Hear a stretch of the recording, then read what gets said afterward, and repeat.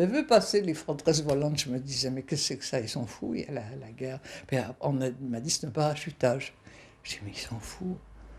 Et du coup, les Allemands, qui commençaient déjà à descendre sur le Vercors, qui avaient déjà attaqué les abords, eh bien, ont compris qu'il se passerait quelque chose, et la grande attaque a eu lieu à ce moment-là.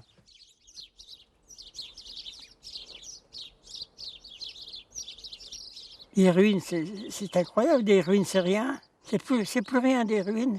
Et puis ça évoque tellement de choses. Des maisons, on en voit des maisons existantes, il y en a plein. Mais des ruines, je sais pas, moi, c'est touchant comme une momie, quoi, comme quelque chose qui vient d'ailleurs, je sais pas. Et puis c'est quand même un témoignage de la brutalité, de la guerre, de l'amitié des copains qui ont disparu, des choses comme ça. Puis en même temps, c'est dans un paysage qui nous enchante, quoi. C'est absurde.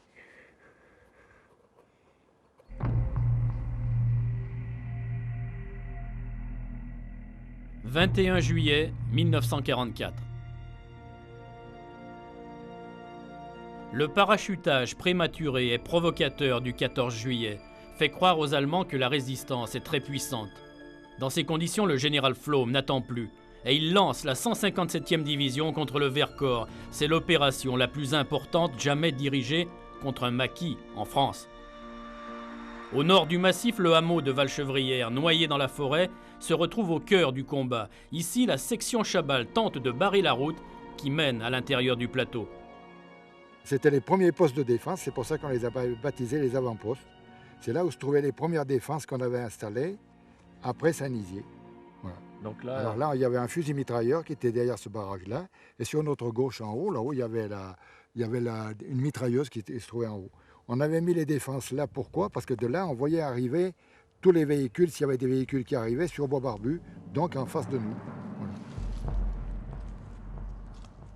Pensez-vous, on les a vus à 20 mètres de nous. Et alors là, il y avait un vieux bonhomme avec son fusil. On se demandait ce qu'il foutait là à son âge. Il fallait l'éliminer d'une façon ou d'une autre, mais sans l'envoyer au ciel tout de suite. Hein. alors Eh ben, je lui ai cassé une jambe, je l'ai envoyé un pruneau dans le tibia et il est resté là. Une fois le combat parti, on tire, on ne sait plus sur qui on tire. Hein. Mais abattre un bonhomme comme ça, je n'ai pas pu le faire. Hein. Sentimentalement, c'était pas possible. Et lors de ce premier coup de feu, ça a été la débandade après. Hein. Ça s'est bien tiré dans tous les coins. Après, il n'y a plus rien. Il y a eu une accalmie. Et puis, on a entendu parler. Et puis, du bois qui craquait. Ils étaient en train de nous contourner. Et à ce moment-là, on a un de nos types, et ça, c'est extraordinaire, ça, c'est irréel. Un de nos types s'appelait Mulhem, un Alsacien. Il est sorti sur la route, carrément au milieu de la route, et il a commencé à appeler les Allemands. Soldaten, Kameraden. Moi, je ne parle pas allemand, hein, mais je me rappelle, je l'ai encore dans les oreilles. Et il a commencé à leur faire un discours. Hitler a été assassiné, il y a eu un attentat, la flotte du Reich s'est sabordée. Vous voyez bien qu'on est en uniforme, nous, on n'est pas des terroristes. On va appliquer les conventions de Genève, vous allez avancer les mains sur la tête, vous déposez les armes. Et je vous jure que c'est vrai, hein. Et nous, on disait, mais... Alors, c'était le lieutenant Passy qui lui dictait tout ce qu'il fallait qu'il dise. Et je disais, mais qu'est-ce que c'est que ce truc? Et à ce moment-là, il y a un espèce de Feldwebel qui est sorti sur la route, lui aussi, à 50 mètres de Mulhem. On s'est dit, merde, là, le premier qui se rend, qu'est-ce qu'on va faire? Et le gars, il a sorti un pistolet signaleur, pouf, une fusée qui nous est retombée dessus, et les tirs de mortier ont commencé, enfin, etc. Et là, ça a flingué de partout. Et puis, au bout d'un moment, il y a une fusée qui est partie. La guerre est repartie, quoi. Mulhem n'a pas eu le temps de se replier. Il a été cisaillé par une rafale d'armes automatiques, parce qu'il tenait ses boyaux dans la main. Là. On l'a tiré comme on a pu. Et puis alors, ça a continué. Le lieutenant Passy a pris une balle dans la tête. Perrin, le petit Perrin, a pris une balle dans la tête. Et puis on a eu 2 blessés, donc ça faisait 3 morts, 2 blessés déjà. Puis après, nous, c'était impossible. On recevait des torpilles de mortier continuellement, il fallait se retirer. Sur le belvédère de Valchevrières, Chabal protège la retraite de ses hommes. Il se sacrifie et mitraille jusqu'à la mort.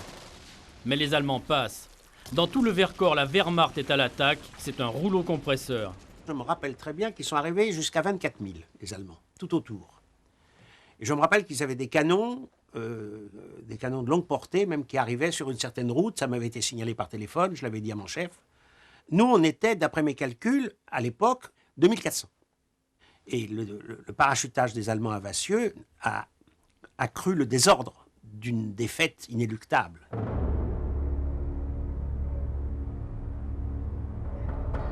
Vassieux, au sud du massif. Les résistants ont construit une piste pour accueillir les avions alliés, promis par Londres et par Alger. Mais ce sont des planeurs allemands qui déversent les commandos de la mort. Suzanne est alors une petite fille, âgée de 9 ans. On était avec les gosses du hameau, là, en train de jouer.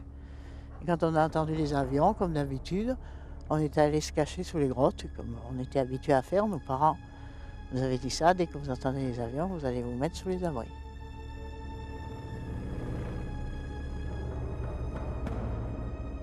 On dit, tiens, il y en a un qui tombe. Mais malheureusement, il ne tombait pas. C'était les planeurs qui arrivaient. Et 10 minutes après, ils sont arrivés vers nous.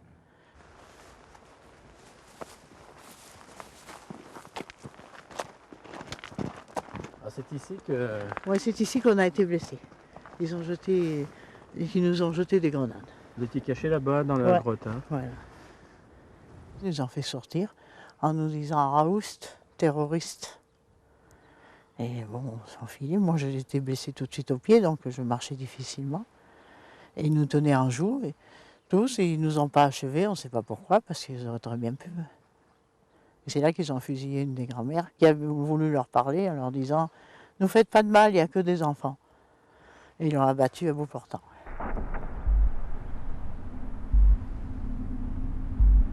Dès qu'ils sont arrivés là, leur premier travail, c'est de rentrer dans les maisons et les incendier. Hein. Ce jour-là, mon père était maire, il était allé à Josso pour faire du pain. Quand il a vu le hameau en flammes, il est venu ici et on a filé un peu plus loin dans une autre grotte. La colonne est arrivée comme ça, ils sont arrivés, ils sont montés là, et nous étions dans la grotte là. Ils sont arrivés, ils nous ont fait sortir encore une fois de cette grotte. Ils ont mis les femmes et les enfants à droite, les hommes à gauche. Donc il y avait mon père et un bon petit vieux. Et au bout d'un moment, ils ont enlevé le petit vieux, l'ont fait passer à côté de nous. Et ils ont fusillé mon père comme ça, à bout portant, devant nous.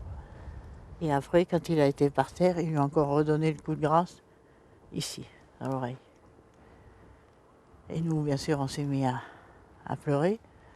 Ils nous ont ordonné de nous taire. Et ils nous ont menacé du fouet qui venait de prendre à la ferme Barnary, qui venait d'incendier.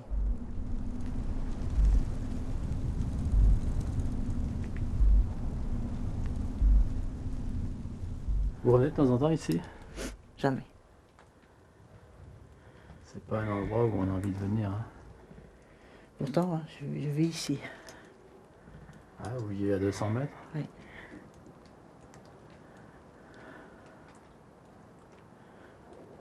Je suis jamais venu.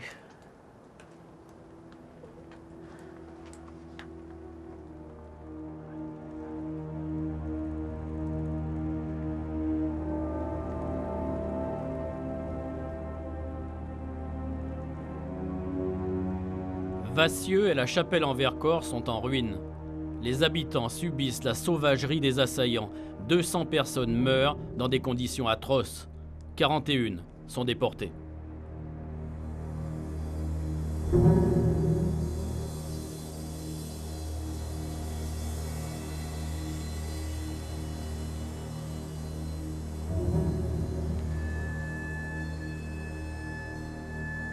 On a trouvé des corps mutilés, on a trouvé des têtes écrasées, on a trouvé des gars empalés, avec les bras et les jambes écartelés pour faire la croix de Lorraine. Mais ça s'est fait à quel moment? Ça, j'en sais rien. Je sais qu'on les a trouvés.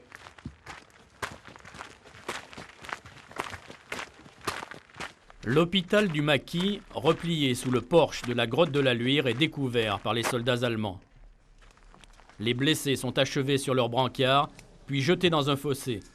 Les docteurs et le prêtre sont fusillés à Grenoble. Les infirmières déportées à Ravensbrück.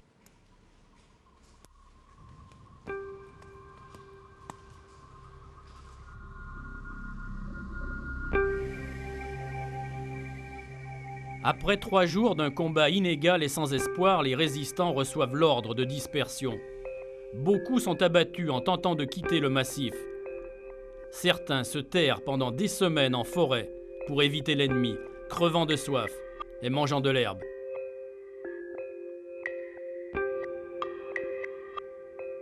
Disons que le problème était qu'il y avait des mines que nous avions posées nous-mêmes.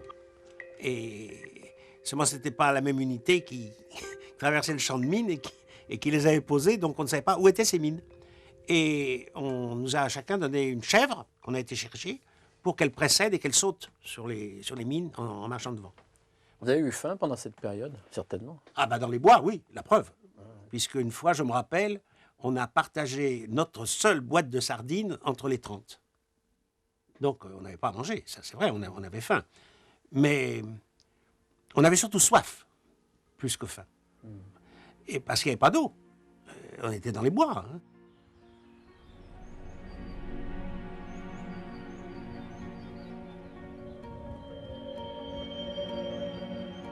Mi-août, les Allemands quittent enfin le plateau, mais le bilan est terrible. 600 maquisards sont morts.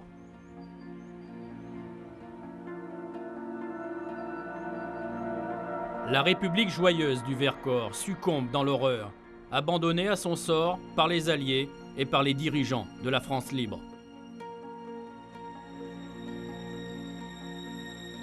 Le rêve des hommes jeunes a vécu.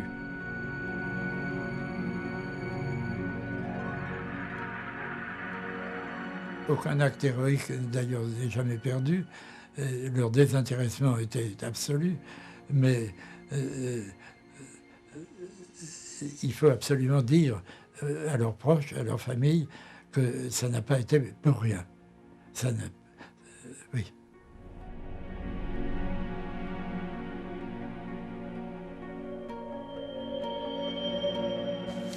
La plus belle des choses de tout, c'est qu'on a fait la paix avec les Allemands depuis le temps que ça durait, cette connerie-là. Hein. Essayer de se battre sans arrêt, là. Ça, c'est la plus grande victoire de la résistance, c'est d'avoir fait la paix avec les Allemands une fois pour toutes. Ça.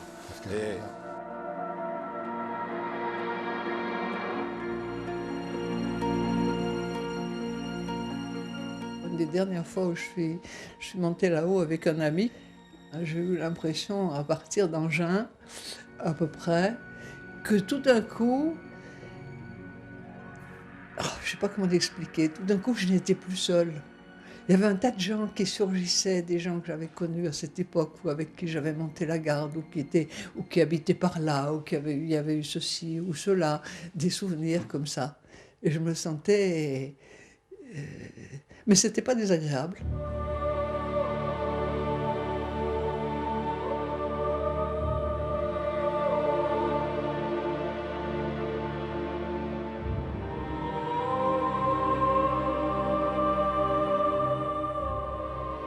C'est mes plus dures années et curieusement, c'est celles que je trouve les plus belles.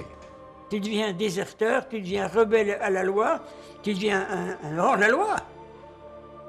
Et puis, tu es en forme, tu as 20 ans, c'est bien.